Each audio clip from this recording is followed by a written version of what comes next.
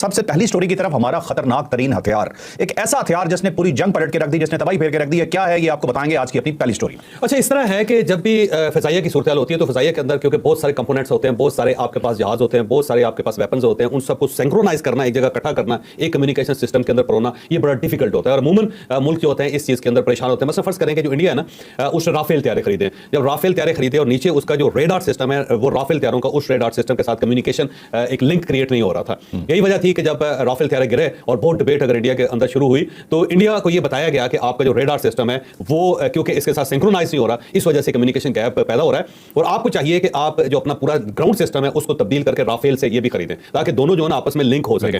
और वो डिबेट शुरू हो गई थी इंडिया के अंदर बहुत ज्यादा कि अब हमें ये पुराना सिस्टम निकाल के हमें राफेल से खरीदना चाहिए क्योंकि वही जहाज है, वही ग्राउंड सिस्टम है, तो एक दूसरे के साथ मिलकर ये काम चला सकेंगे।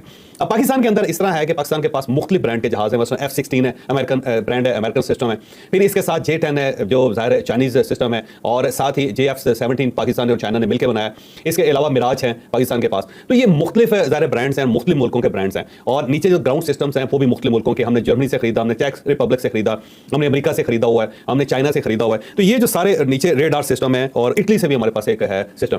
अब ये सारे रेडार सिस्टम है और ग्राउंड सिस्टम है और ये सारे मुल्क के मुख्तलिफ हिस्सों में प्लेस हुए हैं। अब इन सबको एक जगह इकट्ठा करना ये एक बड़ा डिफिकल्ट टास्क है, ये मुमकिन ही नहीं है, क्योंकि उसकी वजह यह है कि हर मुल्क ने टेक्नोलॉजी अपने लिए इवॉल्व रखी हुई है, अपने लिए इवॉल्व की हुई है, और वो नहीं चाहता कि किसी और मुल्क के साथ उसको शेयर किया जा सके। और उन्होंने सारे बैरियर्स लगाए होते हैं। ऐसा नहीं होता कि जर्मनी का सिस्टम जो है उसको सिंक्रोनाइज कर ले इटली के सिस्टम के साथ, और अगर ये हो गया तो फिर जाहिर उनकी जो हेजमनी है वो खत्म होगी ना जी, उनकी जो एक्सक्लूसिविटी है वो खत्म हो गई, तो वो तो ब्रेक हो गया सिस्टम। इसका मतलब